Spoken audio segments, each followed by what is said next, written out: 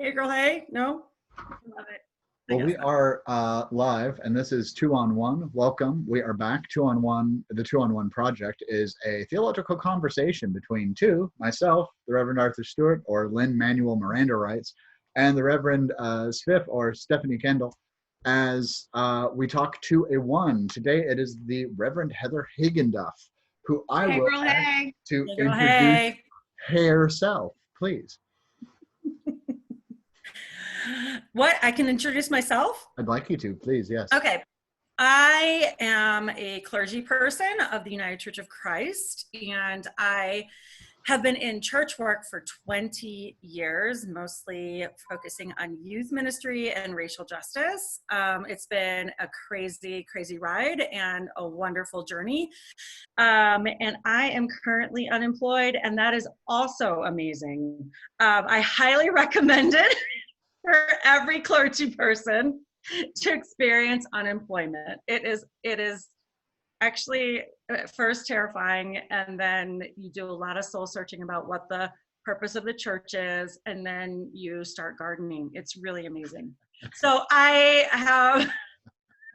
have a lot of dead plants in my backyard because I'm not a very good gardener, but I'm learning, and I'm doing a ton of research on Pinterest. So, but I also am volunteering a lot. I want to know what are you researching on Pinterest? Is a desperate black hole of lots of things that you can be. My plants are dead. so many Pinterest fails in my backyard right now.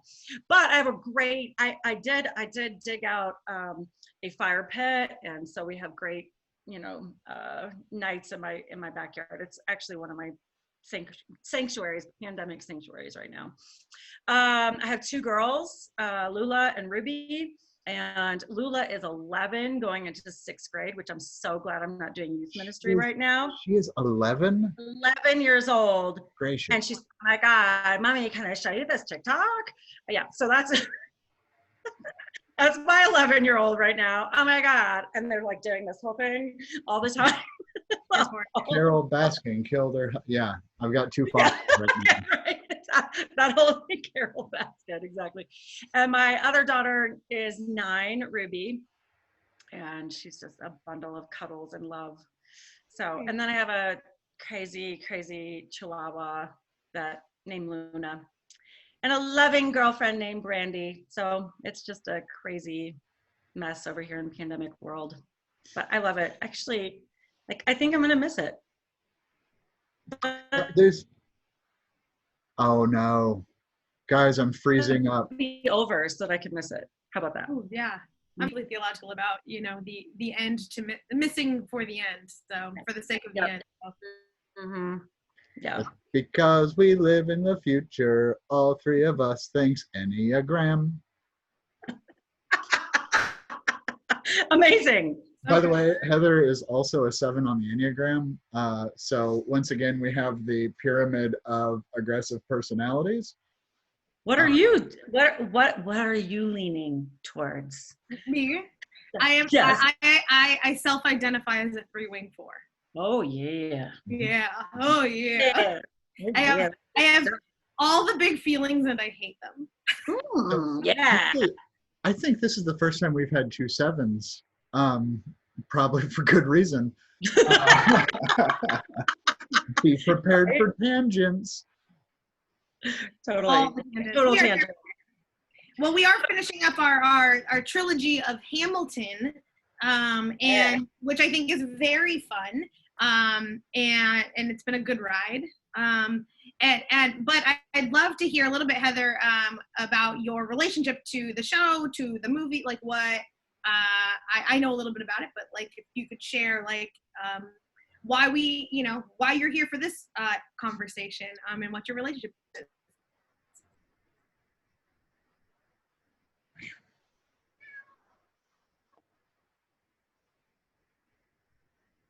And interesting. But as someone who was in youth ministry for so long, if you didn't know Hamilton, 5 years ago or whenever it came out, you were lame. So the other thing is that I don't know if you've listened to most likely you have listened to the Hamilton mixtape with like other artists singing. I mean, amazing. So, I mean, there's just lots of ways to like roll with it. I really was interested in it because it's based on history, but it's like included all these Black actors and people of color in the cast, and it just flips your head in this really new, interesting way. You know, the person that produces a Jesus of Nazareth Godspell kind of movie like that will be, you know, an interesting person as well.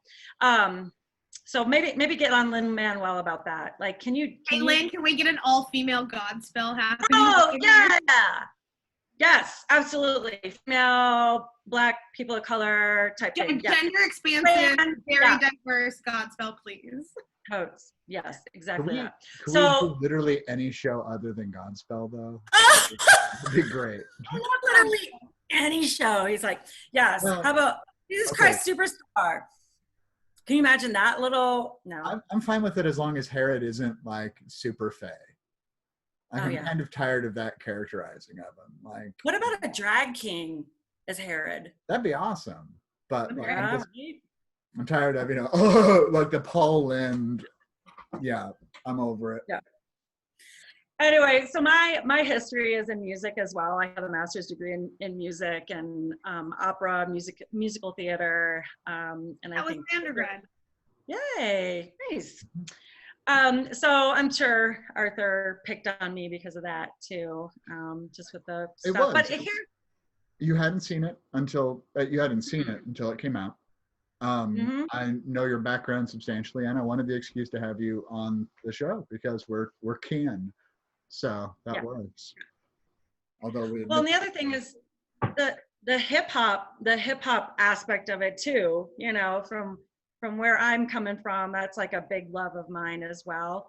But I didn't want to miss a word, so I was like old lady with the captions on. Like, I was like grandma. Like that's what my daughter Ruby, my daughter Ruby loves musicals. Like she's like a big Dear Evan Hansen fan, and she's like 9 and she just loves all musicals. So she's like, are you really watching this with caption? I'm like, yes, because I don't want to miss a word. So well, I mean, the line "I'm a trust fund baby, you can trust me" is so perfect because there's, I think, 6 different ways you can emphasize like different parts of that and make it I'm a trust fund baby, I'm a trust fund baby. Perfect. It's so good. Okay, so you watched it for the very first time on Disney Plus? That's right. Yep. Awesome. I'm fascinated by that. Well, one, I'm appreciative. Disney as a conglomerate, I have lots of issues with, but I am grateful for spaces in which they have made something so highbrow, something so, you know, impossible to get tickets, as it's just like well known, accessible, right? Like it's important that, you know, for $5.99 a month, and even if you just did it for even if it was just $5.99 for the one viewing, it makes it, you know, it cuts down on the socioeconomic unjust, unbalanced spaces of theater and art, and it brings it to a whole new level of community that primarily would see themselves within the show, which I think is really important. Arthur, what is that face? No, I really like that. I always react to how you ask questions because I really like it. Oh, okay. So then I'm going to move us into my first kind of question as someone who came late to Hamilton viewing it.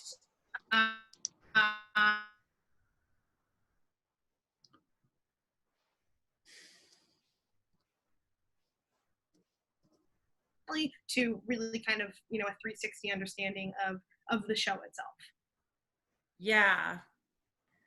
So I guess just listening to, I mean, reading the synopsis and listening to the music of it, It is really focused on men.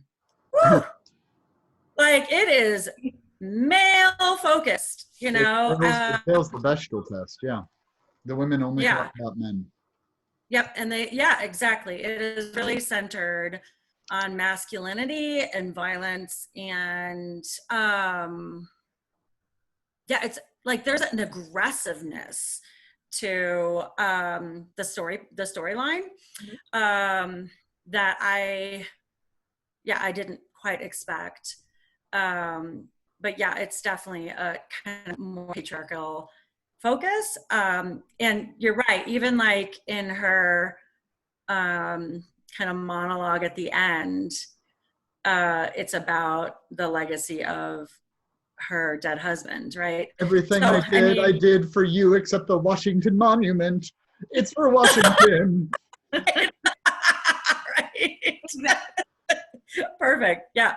It's a giant palace made of marble. Yeah, she was hard up. There was that thing got built, and it was just like, oh, it's a real statue. Exactly, right. So anyway, that kind of shocked me. I had to also watching it with a 9-year-old, I had to like do a lot of pausing and explaining.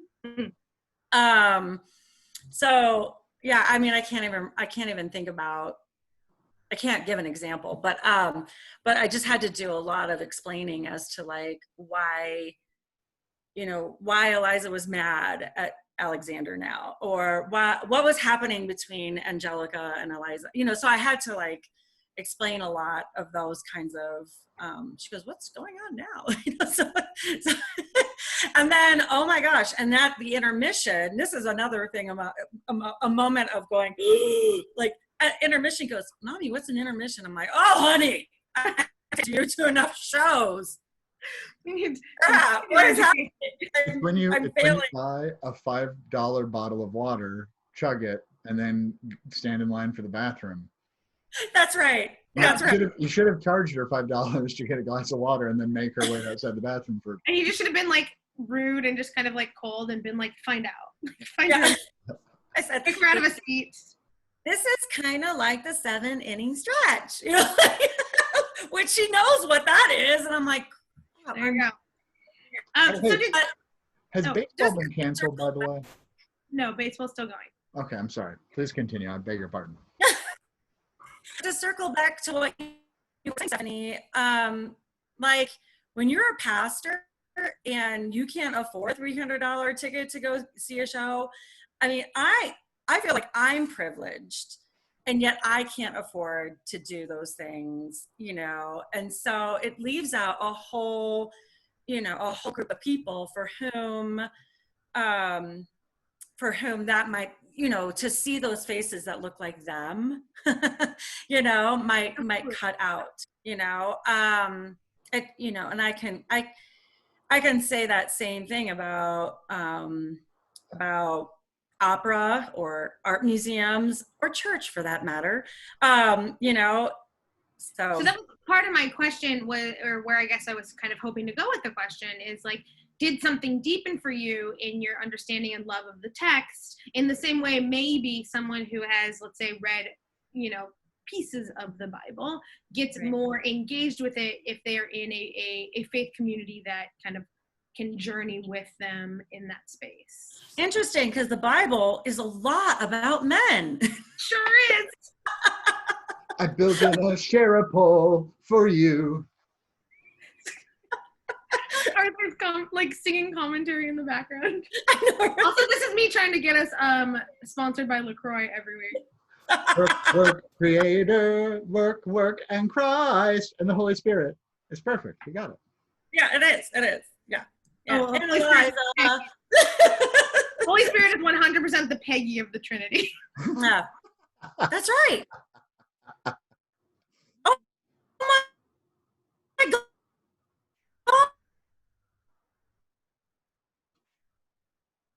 Yeah, totally. Where did she go? Who is that again? Exactly. 100%.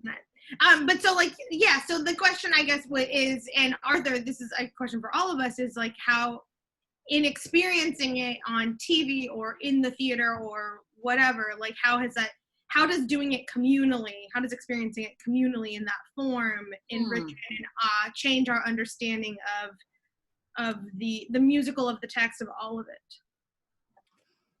Right. So it was recorded live, you know, and so it had its laugh track, you know, or applause in the background. And seeing it for the first time at home, you think, oh, I'm supposed to laugh at that. Wait, what happened? You feel like you kind of missed a little thing, maybe something that, you know, an expression that I couldn't quite like pick up on because I'm not in the space. And funny thing, like that's kind of how I'm experiencing church online as well. Like it's like that kind of thing of like, you know, this is not for me. Like there's something that's not necessarily for the person that's looking at the screen,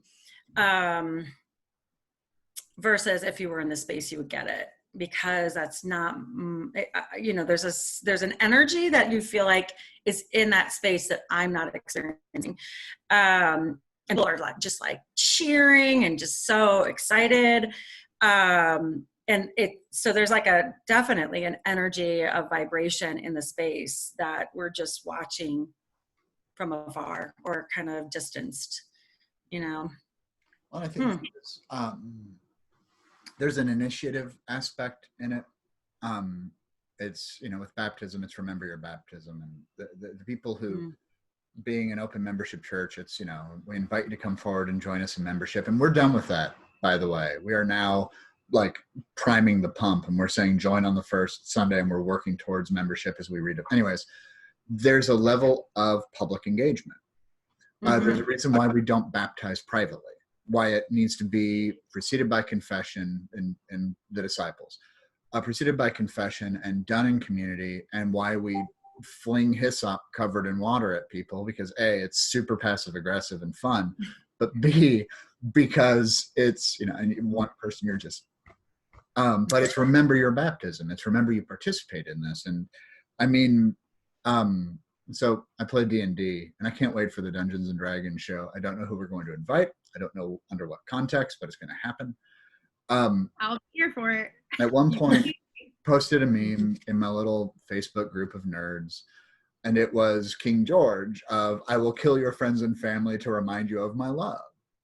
And everybody got it except one guy who was like, who is this? What is this from? Because he hadn't, you develop insider language, you develop this shared culture, like, you know, and I think that providing the accessibility, my question kind of on top of this too is, what does the church need to do to become accessible the same way as Hamilton became accessible? Because Hamilton, let me give a little bit of background and not apologize for my question. Hamilton loved musicals. There's the 1776 references are my favorite thing ever. Sit down, John, you fat. I've talked about it before and will later. It loves musicals and it redefines musicals. And there's no set, but there's all set. And how do we do that with church? Or can we do that with church? Or does church need to die first? Or what do you think, Heather? Please resolve all ecclesial issues in 5 minutes. Go. Ready, go. Or Spiff, or me, I don't know. God, I go back and forth around this because I am a lover of liturgy. I'm a lover of hymn singing, hymnody, especially for women and queer people to robe, and these are traditional traditional things. So it's loving the church and also wanting to stretch the church. So yeah, I don't know. I mean, like, do I have the answers about it? No, I do.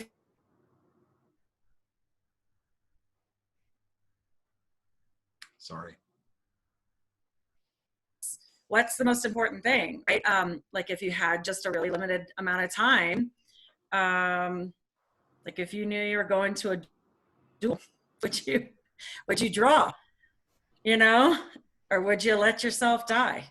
like what kind of sacrifices are we ready to make for the good of the republic, right? For the good of the establishment, for the good of the institution. Well, and is the institution good? I mean, like that. Is the institution good?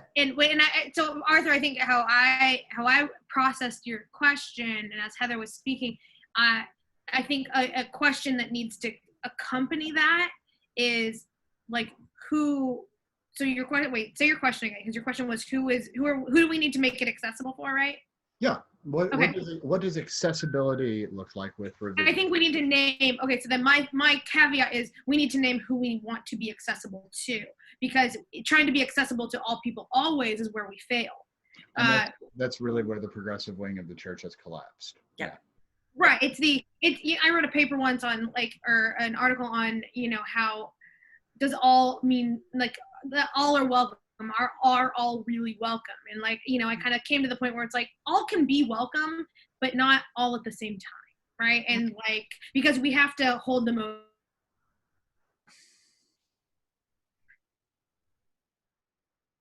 people to be in community with each other all the time. And so what Hamilton did, or what Lin-Manuel did specifically in or I don't know who cast it. Did Tommy cast it? One of them cast it. Whoever cast it. And with their vision of all of this, they were making theater accessible and lead theater roles accessible to people of color. Mm-hmm. Mm-hmm. Primarily men of color, but people of color. Mm-hmm. And the church in and of itself, when we're like, we want to be welcoming to all people, I think it would behoove us to take the Hamilton lens of saying, I want to make my church specifically accessible to fill in the blank. I want to make it accessible to queer Indigenous people. Great, because that takes its own lens and its own lane of necessity to get to where you want to be. Well, Katie Hayes at Galileo in Mansfield, Texas, they specifically aim to be inclusive of the LGBTQ community and neuro-non-typical people. House of All Sinners and Saints with Nadia Bowles-Weber, they struggle with what do we do with suburban parents in Pastrix, which it was super weird, by the way, Heather, that you're number one in the acknowledgements. I was like, she's not full of it. But it's, like, I'm best friends with Tony Danza. Okay. It's to target it. I agree. I watched a fight in real time on Facebook. It's my favorite hobby, where somebody said saying all are welcome is the equivalent of saying all lives matter. It's really well intentioned and it's not well executed, and it ignores the idea. And what would it mean if we said, okay, we want queer Indigenous people, like they're our target audience, so to speak. Hate using marketing terms. But they're our target audience, and anyone else can participate with us. But we're going to. I see what you're saying. I like that. Well, it holds specificity, right? Like we undervalue specificity, I think, in the church. We try and open these doors so wide, and it's wonderful. And in theory, in the kingdom, right? In the kingdom, all are welcome, and that's the welcoming and worshiping space that we are trying to build. In the meantime, while we have 100,000 different churches across America, it is okay to name that you are a space of welcome to a specific group of people intentionally and to all people faithfully. Well, it's also we prioritize homogeny. That's our hegemony and homogeny. It's just because you have Black people in your church does not make you multiracial, or just because you have people of color in your church, it doesn't. I mean, it does, because we don't want to ignore that, but it's not. If it's still, here's Anglo liturgy, here's Anglo order of worship, here's, if the sermon's 15 minutes, to quote a friend of mine, it's not a Black church. That kind of suggestion. And she's the same person who said reconciliation's not pulpit swaps. So I'm interested in the fact that, yes, Lin-Manuel made a conscious choice of loving musicals, but also breaking them. Mm-hmm. So he had to break some things in order to have those particular cast members be a part of that. So, I've often said this because, especially privileged white, Anglo churches, Christian churches, will say we need to get more diversity. I need to get some grapes at the store. So it's like Oh, yeah. that's not for sale.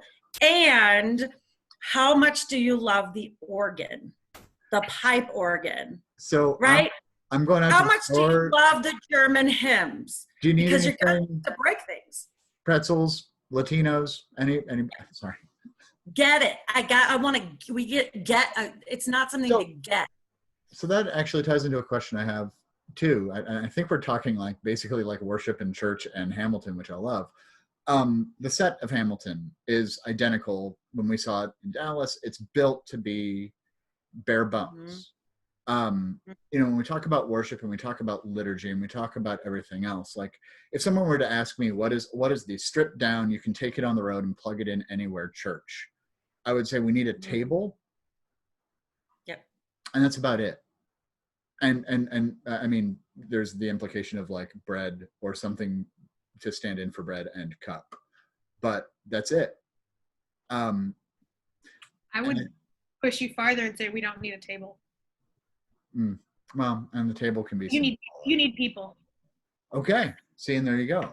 So what does the bare bones? We're going on tour, but we want to give the Hamilton isn't the right thing. The core of the church, no matter where we set it up. What is it? What does it look like? People. I would agree with. I mean, it's, you guys are DOC, so tables are important.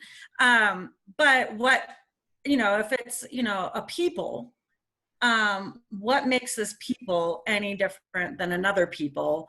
And I think a cross would make it. I think symbology means something. Yeah. Symbols mean something. So either a table or a cross, so that we understand what we're invited to. Yeah. Bare bones. And the rest of the scene or the setting, pulls at our imagination. So I mean, that's the role of the players, to create some divine imagination, or as one of my rabbi friends said, we're players on the stage every Friday night. We are we're trying to bring out the imagination of the people, to imagine that we're in the scene. We're in a war scene. We're in the bedroom. We're in, so I mean, well, so really, yeah. Oh, do you mind? Sorry. No, the more bare bones, the better, so that we can have more of a blank slate to imagine together. One of my favorite parts of the direction is when World Turns Upside Down, when they take the chairs and everything, because it's that like prophetic imagination, to allow what is happening to resonate so deeply that you are there. We don't need to stand on our heads to understand that the world is upside down, and yet you have these people with chairs and it's slow motion and you're engaged in lots of different spaces. I think as you both were talking, we're like, well, what is necessary? And I'm still stuck on the question of how do we make it open, right? Because the blind can't see what's happening. So what is necessary? Like, is a cross necessary? Is what is physically necessary? And that's where I think in my head and heart, I'm getting stuck with when I talk about, like, who do we want to open these doors to? Who are we trying to get, right? Who are our grapes? Is that, like, I think it's important to name context and intention, because if you have this beautiful stage and it is lit and it is all of the things and your entire audience is blind, then what's really important is the music and the words, and not the action. And if you have a bunch of deaf people in the same room, and I'm just going in these really kind of clear-cut delineated lines, but like, then what's important is the scene, right? Is that what you look at is what's going to tell you that story. And I think that as people that lead faith communities in lots of different varying ways, just naming how that all functions is going to be really important. So I think there's some metaphors to develop with like grapes and raisins and wine, and I don't know So what it new is yet, Trinity. There but we go. I'm calling dibs on it. Okay. Because there's something about like wrinkles and raisins, and I don't know. Second, um, right now we're fostering a 14-year-old and a 12-year-old, and I've introduced them to the Austin Powers movies, which hold up. They're still as juvenile and ridiculous 25 years later as you would expect. And speaking of set pieces and everything else, Austin Powers 2, at one point they're driving, and he goes, "It's amazing how England looks nothing like Southern California," because it's Southern California. But they keep having a red phone booth just in the middle of nowhere in some of these shots. And it's this perfect little set piece of they're saying, yeah, this is England, because there is that willing suspension of disbelief Right. that we have to remind me sometime to tell you about my love of amateur professional wrestling, Heather, and why it's the table. And I won't get into it. No, I won't get into it right now. So your favorite character in Hamilton is Aaron Burr. I'm sorry if I can make a transition on that. Well, can I say one more thing about set, only because we were there? And this is where I'm like, this is something that I've been wanting to write about a lot. So my background is, my undergrad is in theater, spent years and years and years in theater. And there is something about the malleability of Tech Week and moving from one space to another, because as you talk about a stripped down version of Hamilton set, the very first, when Hamilton was at the public, the very first showings of it, there was a pool in the middle of the stage. There is water and like this whole thing. And so, and it didn't work. It didn't work in the way that they needed it to. And so it changed. It changed to be accessible. It changed to meet the needs of those who not only performed, but would receive that performance. And I think we as church have a lot to learn in that space. And that's all I'm going to say about that. Something I loved in my previous setting in Dallas was this beautiful sanctuary had completely, you could take everything out. The organ console, the sound console, the table, everything was on casters or everything was chairs. And that meant the space got to change. And when people got too comfortable, not comfortable, but too comfortable, we rearranged and suddenly we're doing worship in the round. And that helped keep imagination alive.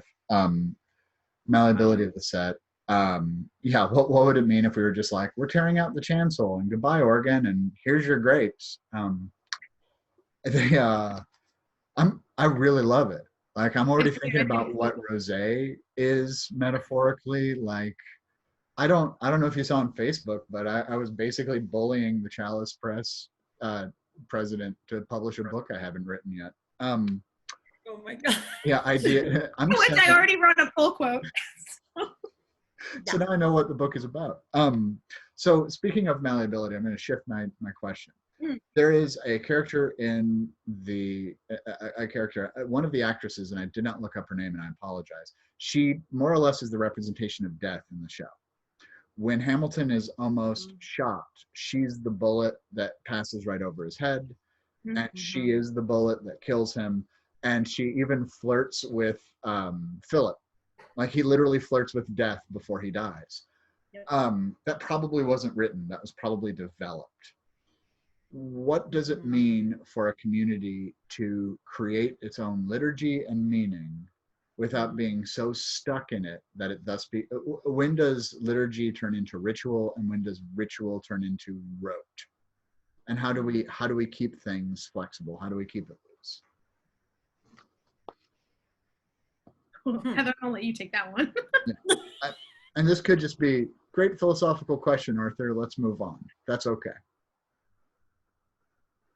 I don't know if there's just one how. I mean, like, I think it's, you know, I have had to, I have had the fortunate experience with teenagers trying to teach them about ritual while also keeping it fresh and interesting and engaging and accessible.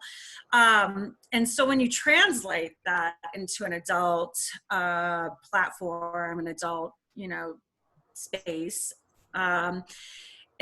you know, they find it just so refreshing and so interesting, you know.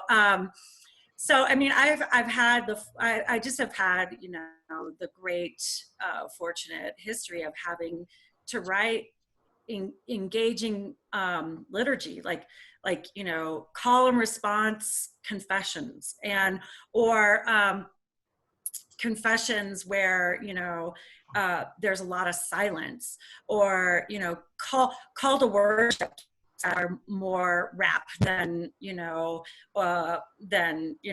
liturgy, so I mean, just and rewriting the Lord's Prayer, or all of these kinds of things that kind of keep people going, oh, like, think about it. I've just kind of memorized the Lord's Prayer, and I don't really know what that means, and now I'm gonna think about it differently. So not that you keep it that way, but like you said, too comfortable. Not comfortable, but too comfortable. Yeah. What did that have to do with a bullet? Here's Here's what I'm really intentional about, and I was praying about this morning, was like, and I do this whenever there's more than 1 7 in a space, where I'm like, okay, we can't jump 10 thoughts, because I think you and I, if we got on the same thing, we would suddenly just be like, and then he kicked a turtle, and then the rocket ship to Mars, and we'd be jonesing, and Spiff would give me the same look my husband does, which is just, so, yeah. I mean, you're married to a 3 too. You're raising a 3-4 too, so. Yeah. I'm married to a 6, or I'm in a relationship, not married. She'd love that. I'm in a relationship with a 6, and she constantly goes, I have no idea what you're talking about. Yeah. You lost me. Well, I think, as you were saying that, as you were asking the question, Arthur, of the woman that she's an ensemble player, right? Like, and we can't undervalue the importance of ensemble players. We in faith communities, we sit there and we're like, the pastor or the moderator, whoever it is, right? And at the same time, it's like, no, who really holds the power of transformative faith communities is the ensemble, is our whole community.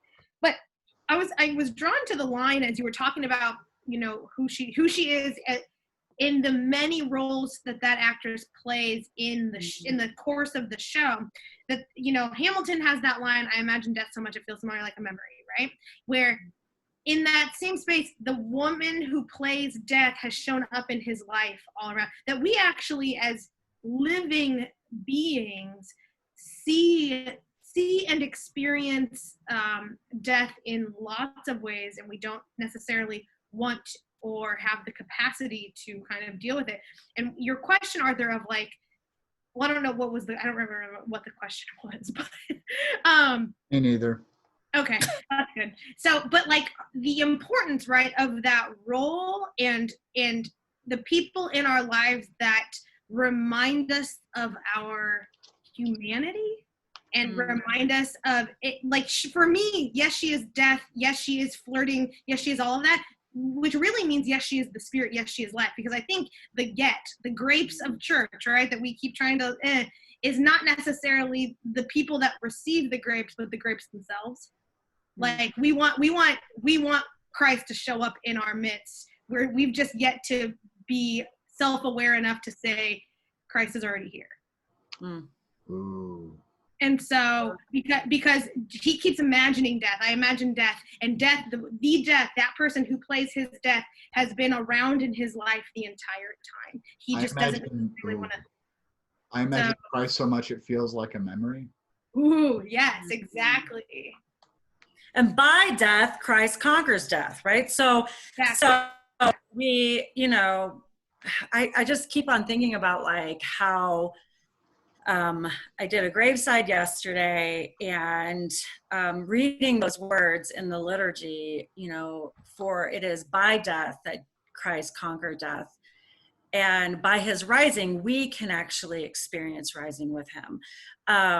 So yeah, it's like we're looking all the time. We don't need to look all the time. It's swirling all around us. I'm having a journey currently in which I am really doing a discernment of call. Like, can I be a pastor in the public space? or am I only a pastor of a flock, a specific named flock, you know? And so, you know, it's like that bullet wasn't just for Alexander, but we see it around him. She's all around. She's always kind of, you know, bringing people to our humanity and like you said, the frailty of our existence. She's ashes, you know, she's a reminder. Okay, like I've never wanted to cry during one of these, but I'm there, but that just might be feeling particularly fragile in a variety of ways. Well, I have a question that I think it will lighten the mood if that's where you want to go. I always want to go that way. I'm a sub. It's not necessarily, and it's not like it's still like a weird question that I pose because I pose the Heather, weird questions. would you like to stay in an emotional deep space or go somewhere where we can riff? At 48 and unemployed, I know the depths of sad. I get grief. Yeah. Well, But I can go there. I think we're uniquely situated right now as well in grief-laden times, right? Like I'm living in New York City. Less than 3 months ago, there were ice trucks on our block that were carrying our dead away, right? Like that's just like where we're at. Like we don't need to imagine death. We don't need to imagine life. It is both here and not here at all given times. But that wasn't my question. My question is, as someone who I've saved this question for you specifically as someone who came to Hamilton in the flesh, let's call it, like later. Mm-hmm. I know, Arthur. I've saved some lines that I was like, oh, Arthur's gonna like these things, because I also came to church later. So I didn't step foot into. I'm 37. I think I turned some latter end of 30s this year, but I have been in church less than 10 years, not just in leadership, but like step foot into church. And so my question is, and this is something that I have struggled with because as a woman who generally presents a little bit younger than my age, just in looks, I suppose, or at least I've been told that. I'm not trying to be like, I look young. I'm trying to be like, people tell me that, like, call me young lady, stuff that thing. But who gets to lead the fandom? So who gets to lead the fandom of Jesus? Who gets to lead the fandom of Hamilton? As someone who has a degree in musical theater, who spent her life in the theater, you know, who has deep ties to the roots, who considers theater my church, that is where I go after Sunday worship, is Hamilton mine to critique and to live into? And I will name this like not as a white woman, but like, or as a white woman, I would say that is not. But basically my question revolves around like who gets to set the boundaries and set the tone of church and worship and fandom per se, in both kind of Hamilton as we're experiencing this new wave of people coming to it, which then I want to kind of parallel to church, if that makes sense. Yeah, so like I feel like I was like a middle fan. You know, I was like, this is a really good premise. What a great, I mean, I kind of read all the articles, but to watch my 9-year-old go, ooh, what was that? What was that about? You know, like that kind of wide-eyed kind of thing. I wish she had that feeling about Jesus, but she doesn't. But I mean, it's just like that kind of wonder and curiosity should be the leader of the church. And this is where I'm like, as a pastor, I need to work on all the time, being curious and, you know, kind of having wondering or turning like my favorite scriptures upside down and putting myself in the position of the antagonist versus the protagonist, which we always identify ourselves with, unless you identify yourself with Jesus, which then you're a narcissist. I've read somewhere. Have you ever read that? Anyway, so I'm Jesus in the scene. Oh yeah, you're a narcissist. Anyway, but to watch this child go, oh, that's so cool, or he's the best rapper, or, you know, like, you know, she's like doing her own commentary and critique of the show as we're watching it. And I'm like, I'm the kind of person and the kind of pastor who gets so excited with the new Christian. Like they just embarked on something that they've never heard. Next week I'm preaching at a Praise in the Park. Actually, it's Praise in the Parking Lot of a group of people who feel ostracized from church. They're Black, Indigenous, people of color who are also queer. So it's like an eye chart situation. But they basically they don't have anywhere where they feel completely 100% safe. And yet I'm introducing some theologies of like Howard Thurman, or like, I mean, some, you know, womanist theologies and things like that they're like, that exists. Like, I mean, they have not heard a progressive theology that includes their bodies, their literal skin, and their love of other people, how they love who they love. And so it's fascinating. I mean, and to watch that excitement and wow on people's faces that, oh, like this one woman was like, Pastor, forgive me from my unsaved days because I want to curse these people out. And I said, you know, Jesus cursed people out.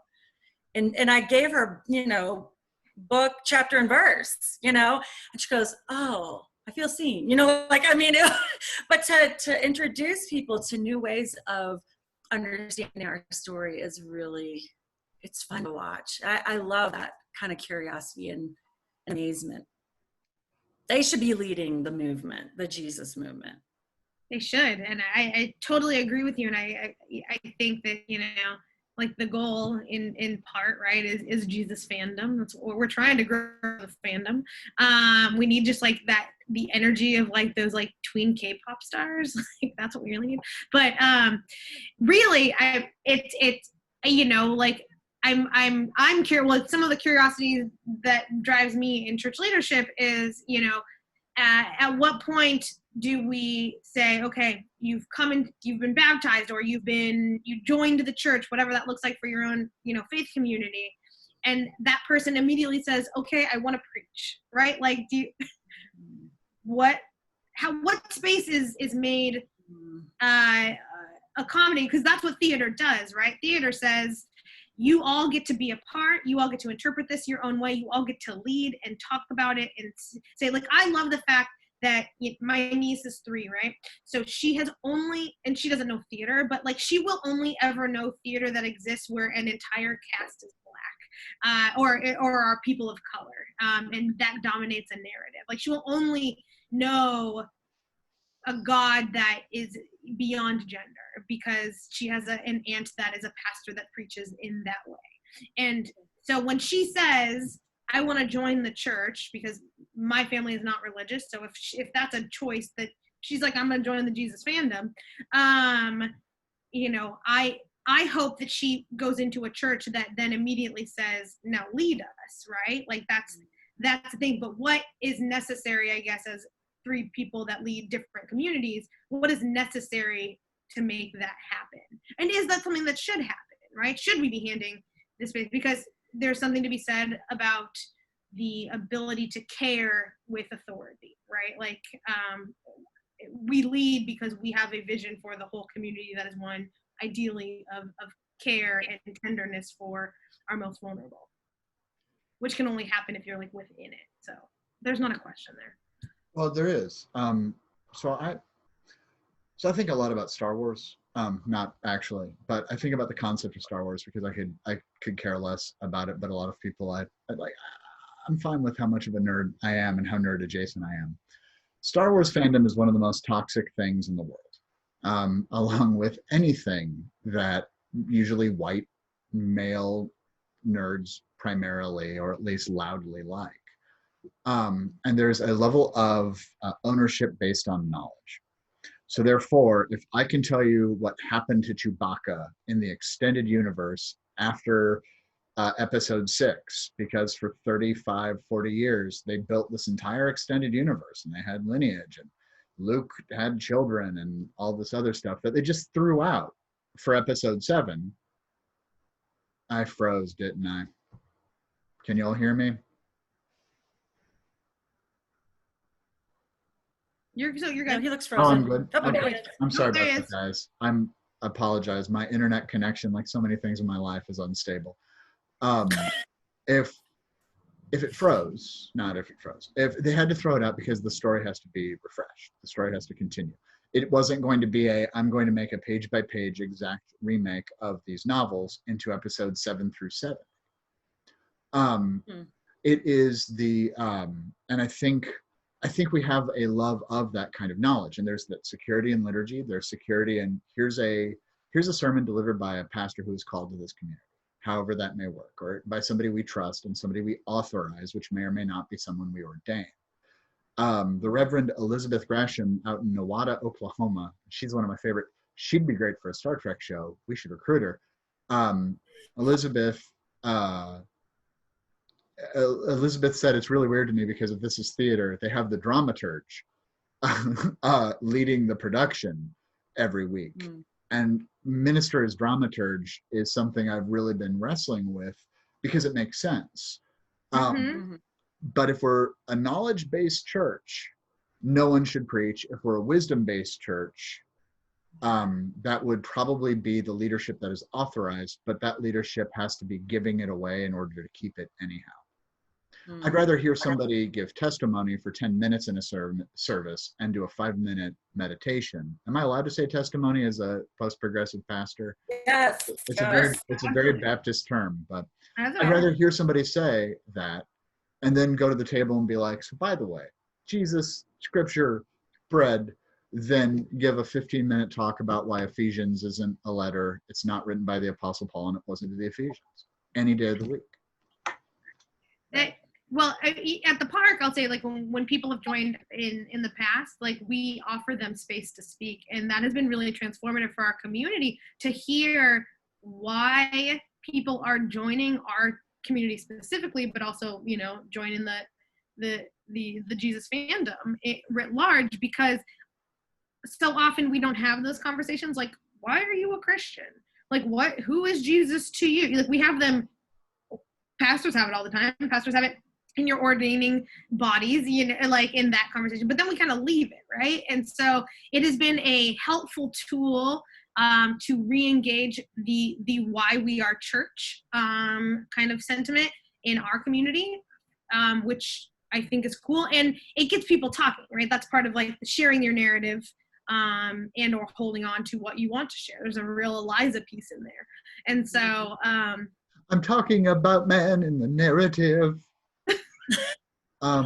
We always ask why Jesus, why the church, why Riverside Christian Church, or whatever congregation. Speaking of Eliza, what does her noise at the very end of the show, the gas, what is it? She remembers she left the iron on. She finally gets the popcorn kernel out of her back molar. Oh, that'd be amazing. In the bows, she spits it on somebody and they become the next Eliza. Yeah. I mean, a lot of guesses, right? A lot of guesses. I think she dies. I really do. Excellent. You think it's her last breath? You think it's a grasping for something next? I think it's the surrender. I think it's the that would be enough. That would be enough. Huh. Enough. That's good. That's good. That is good. Do you know what made me think of it, Heather? You'll like this.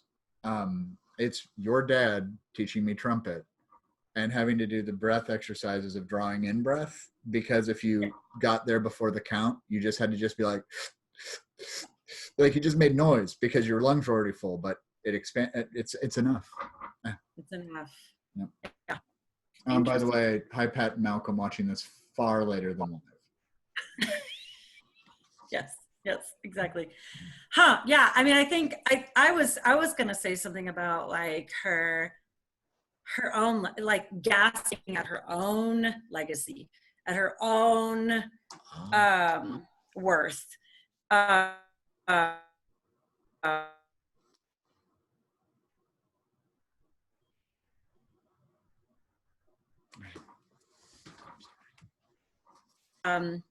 who's telling her story, who's telling her after she's gone. So I think, the gasp is like, recognizing her own self-worth of telling these stories. I don't know. I mean, I'm making that up, but It's there's interpretation. a lot of gasps. That's Yeah, there are a lot of And speaking of the Jesus fandom, all we can do is interpret the stories and reinterpret the stories, and it drives me crazy when people say they don't interpret. They just read it because they're uncreative, and I want to punch them in the face. Are you talking about interpretation of Hamilton or scripture? Yes. Yes. Yeah. We all interpret. Yeah. So I've been going back and forth with the gasp. I haven't landed anywhere, but I've landed on two. So I'll just name. It's either, so my head, it's a self-actualized telling of her story, like she sees that fourth wall, like that her past, present, and future have all aligned to realize that she's actually this kind of kind of liminal narrator for the audience, and the responsibility that comes with that is astounding. And or it's a throwback to when she immediately learns of Alexander's death, like the shot. It's the spirit at work in her in the moment that Alexander is shot. So because we go from he dies, she tells that story, and then that last moment is really kind of bringing us back to the beginning of that story, of that latter half story. So it's a parallel moment at work in the end of his life and the kind of liberation and responsibility that happens to her life when he is removed. So it's almost like that's hope. If she's gasping as he dies, I will tell you all, I have this undercurrent of constant existential dread right now. Like, I'm not thrilled with how the world looks, and I don't think it's going to get better before it gets worse. And I had this little feeling of hope kind of just out of nowhere, and I've been writing that a couple days, and I can't access the dread, so I don't know what that means. And maybe someone substantial just by the way, Heather, our theory on the fourth wall, or at least my theory that I've been pushing, is that Hamilton is Hamilton telling his story through his characterization of Burr. Because when Burr says Martha Washington named his feral tomcat after him, Hamilton breaks fourth wall the only time and says that's true. Yeah. And therefore he knows it's happening, and therefore everything has to be. Oh. So, well, okay. And see, I've also wondered if Hamilton is named after Eliza Hamilton. Then the whole thing is her telling of the story. I don't know if y'all saw on Instagram this week, and I had put one of our stories was wrong answers only, but what is Eliza's gasp? And I said she finally realizes that she's the actual main character of this show. Right. Yeah. Right. I don't know if I saw that on that, Instagram because I don't know how to do those still. Yes, but it was texted to you, so you really saw it. Because there was the one, but we had another Hamilton story this week that asked you to name a cat after another Hamilton character. And I named her Mariah. When I did the story, I named her Mariah because all cats want you to stay. Because my cat's staring at me like, why are you always leaving me? So, in interest of this, and I apologize because this is one of our tighter interviews, and I'm sorry for that, but I have to be on another call soon, but it's a great call. I did want to ask our final question, except I can't because Travis hasn't sent us the song file yet. Where's our song, Travis? Shame on you, Travis. Shame. For shame. For shame. Okay, so I will ask the final question this week. Heather, what story? What are you doing, guys?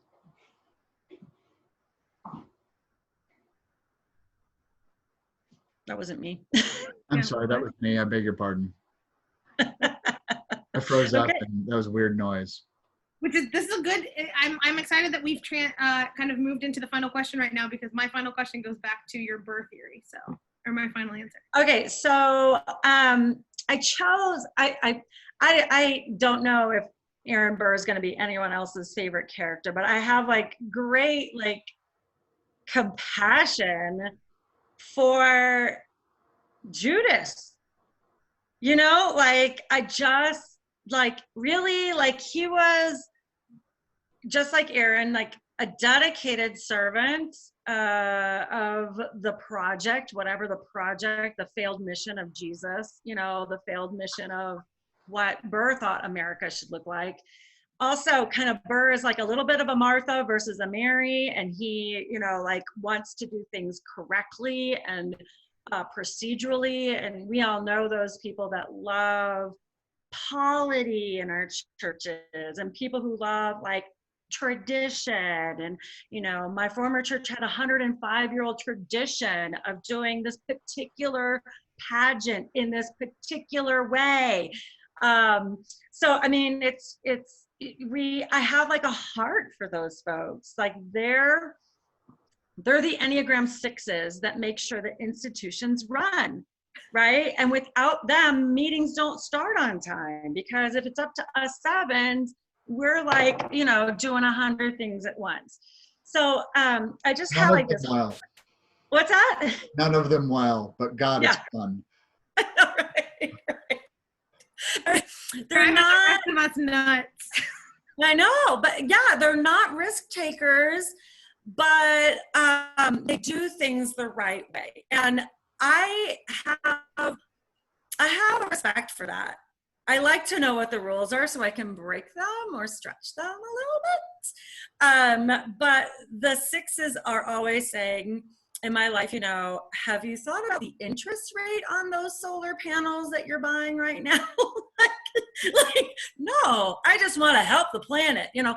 So they're always slowing us down, telling us how to behave so that we can be widely accepted. And I don't know, I have like my heart breaks for them a little bit, because they're afraid and they're not, I don't know, they're not living into kind of this space of wonder and curiosity, because they want to know all the right things and do the right things. So and then Judas and Sir Burr are characterized as these traitors for the rest of their lives. For the rest of their lives, bath and you know, or water and baby out with the bath, right? Like what are you gonna remember Lance Armstrong for? You know, like all the incredible races he ran or he rode. what do you do? Bike, or for taking steroids? You know, like I mean, for the why are we the sum of our mistakes? I guess.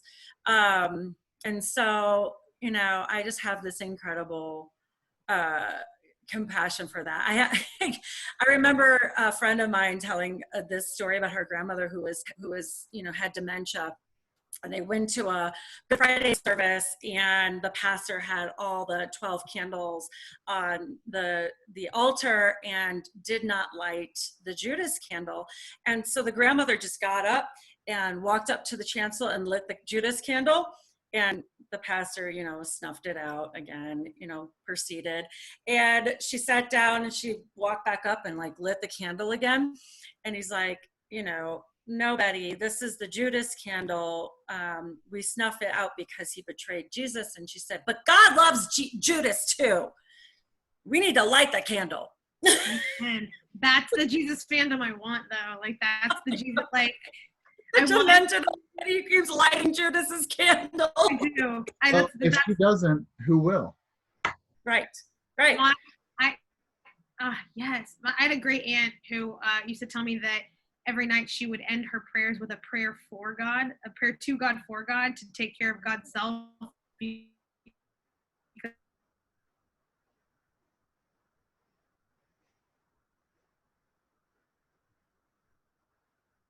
as prophetic people that preach self-care and, like Sabbath and space and all of that, like to not expect that for God of God was really, I don't know, profound for me. My final question is also, or my answer for a final question is also of Burr. I had been saving Burr for just because I couldn't come to a conclusion on Burr. And so I had done Eliza and Angelica and Hamilton and, all the things. And so for me, Burr, I also had Burr as Judas in my conversation, but more Burr as a gospel author, because he is the one at the very beginning that first names the tie of Providence and Alexander, which was a term for God writ large during, that time period. And so he's the one that says, like, God is a part of this. What's the line? Dropped him by providence, impoverished and squalor. Like it's that. But like Burr is the one who not only names God within the system, but then also as a gospel author, names I'm the damn fool that shot him, names his complicity in, is that the right word? Oh, whatever. Completely. I was like, in the action, in the overall narrative, and yet doesn't change it. Has the ability to change it. All of our gospel authors had the ability to write Judas in a new way.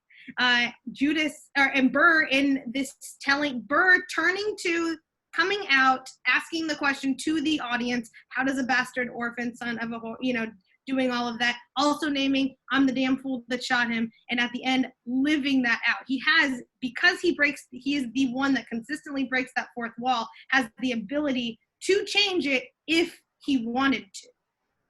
A beautiful aspect of accountability. What a beautiful aspect of accountability and truth-telling that we lack in leadership in America, right? Yeah, exactly.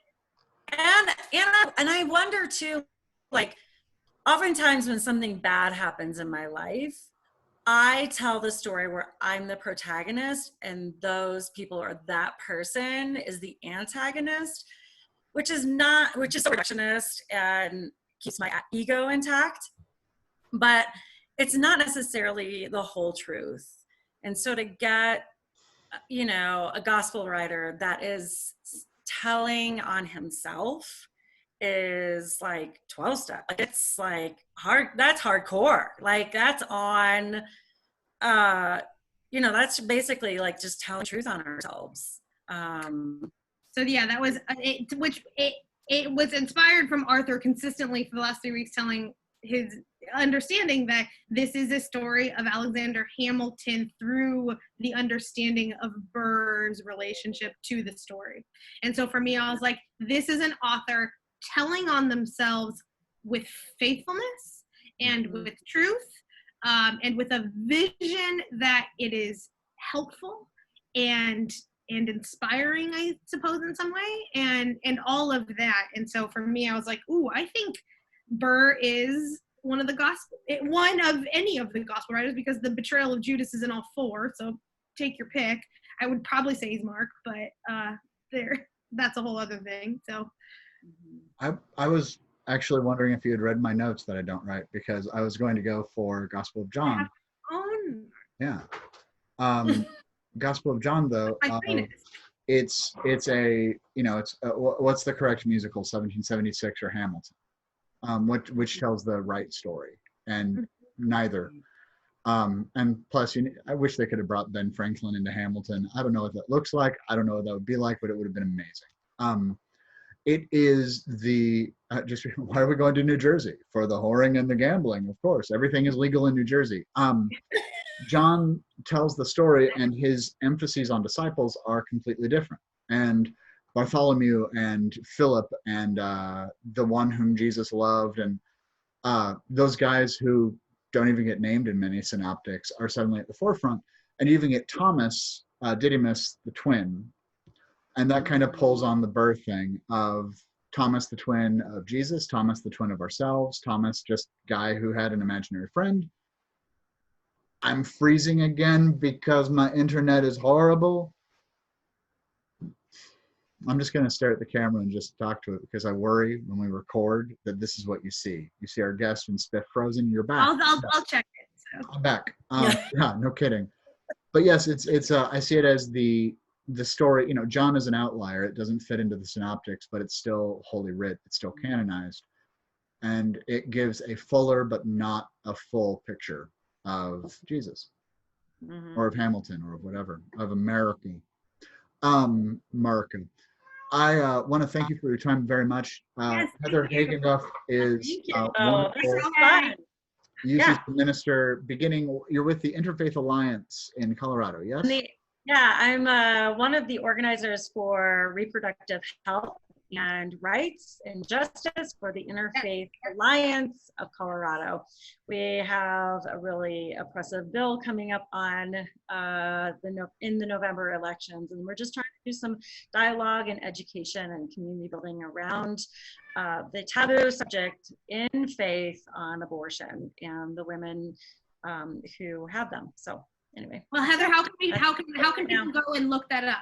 Like how can our viewers go and our Colorado viewers, because I know that there are some of you, look that Dozens up. of us.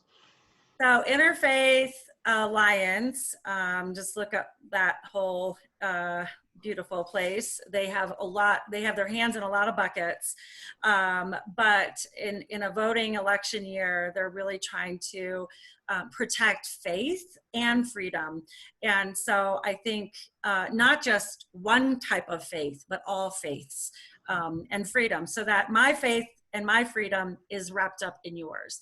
And that's the narrative that we're trying to tell all the time. So, and to try to we're trying to pull the stigma of abortion from women who find that the moral choice. I will name that I often, I am not a pro-choice pastor. I am a pro-abortion pastor. I am a pastor that holds that with. I'm reading a book called The Sacrament of Abortion right now. I find it fascinating because that is it is a moral and faithful choice for many. And thank you for destigmatizing that. That's important and faithful work. Pro-choice is pro-life. So we got it. Pro-life. Yes. So this has been 2 on 1. Heather Haginduff, thank you 1,000 times. Spiff, it's wonderful to see your face every single week. Thank you guys. This was super fun. Yes. Next week, Whitney Waller-Cole is coming back for Wetter, Hotter American Summer. What happens when we open up that cannon? That's my first question, Whitney. What happens when we reopen the cannon? We're not supposed to give questions in advance, Spiff. Okay, but this has been 2 on 1. I'm going to end our recording, and we'll see you next week. Thank you all. Have a good meeting. I will. I'm going to stop this live and stop.